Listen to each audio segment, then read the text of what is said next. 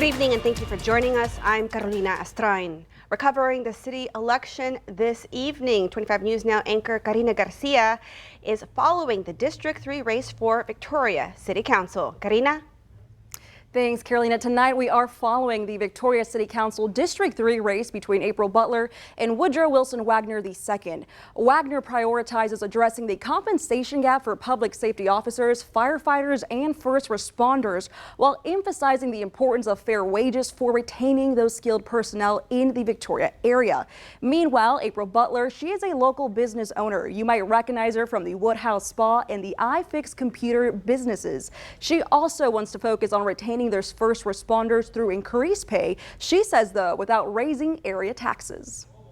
I've heard it said that a city budget is not the same as a business budget. However, management of how you manage a business and how you would manage city government are very much the same. You have to think of how your decisions are going to impact the lives of others. We train people here in Victoria. They go to our academies. They are trained and educated, then they go somewhere else. It'd be nice to have those people say, you know what, Victoria's gonna be my home. My wife and my family, we're gonna live here. Wilson Wagner says his background in government and public service, which dates back to his high school days at St. Joseph, will help him create a Victoria that thrives as an inclusive community. He mentioned citizens in the area do not care whether you're a Republican or Democrat. They just want someone who gets the job done and fixes those potholes. Meanwhile, Butler emphasizes the importance of keeping citizen concerns at the front line when it comes to those budget proposals, and recently received an endorsement from the Victoria Firefighters Association. She says she plans to strengthen Victoria's economy by partnering with commercial businesses to create job opportunities and support schools in our areas. Now, we're going to be following this race pretty closely tonight. So for information and a look at those previous interviews with these candidates, come to crossroadstoday.com. Carolina, back to you. Thank you, Karina.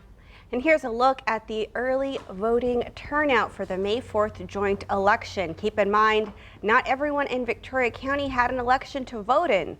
Out of the total number of registered voters living in districts on the ballot, 4.73% showed up to the polls early or sent in a mail-in ballot.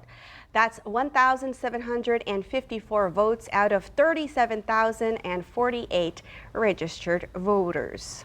And here's a look at your viewer poll this evening. You can scan the QR code that's going to pop up right there on your screen. There it is. Do you have an election to vote in today?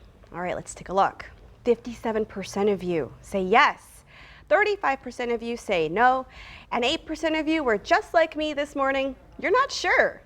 Come to crossroadstoday.com/vote to take part in our viewer poll. And we'll have an update on 25 News Now at 10. Residents are also voting on the Victoria County Drainage District 3 Board of Directors. Voters can choose 1, 2, or 3 of the following candidates: Justin Bubba Leda, Ryan Pletcher, Candy Markle Beck, and Wayne Leda. The Victoria County Water Control and Improvements District 1 Board of Directors is also up for election today. Residents can vote for 1 or 2 of the following candidates: Robert Cardenas, Devin Wallace, or Robert Montalvo. We will also have the results in the Industrial Independent School District trustee race. The candidates include Dale Allen, Sarah Perry, Clay Van Pelt, and James McCulloch. District 2 trustee incumbent Bridget Marshall in the Victoria ISD is seeking re-election. 25 News Now reporter Adarius McCormick has more about the race and Marshall's opponent. Adarius, who else is on the ballot for District 2? Andy Rokovich, he's taking on Bridget Marshall for her seat in tonight's election. In this seat, the winner oversees educational policies for their region right there in the blue. Bridget Marshall was appointed District 2 seat back in July 2023 and has 20 years of educational experience. Marshall emphasized the importance of chronic absenteeism in the school district. So we have attendance dashboards on the website, and there are media messages to go out to reiterate to parents, why we need their kids there. At the end of the day, kids can't learn if they're not in school. Andy Rokovich works as a local project manager. Also, he led the Victoria County Young Republicans years ago. Though he faced controversy on social media recently, he says citizens should not consider this during his race. I addressed it the only way I know how, which is reach out to the people that were upset or hurt by my comments, to understand why. I have learned a lot along the way. However, I don't think it pertains to this election. I don't think it will influence it one way or the other.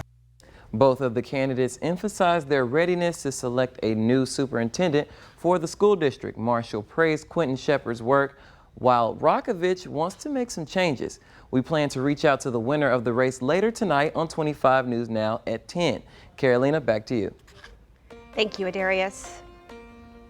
Early voting results should drop around 7 p.m. We'll have updates on all of the races in the Crossroads throughout the evening. Just come to crossroadstoday.com.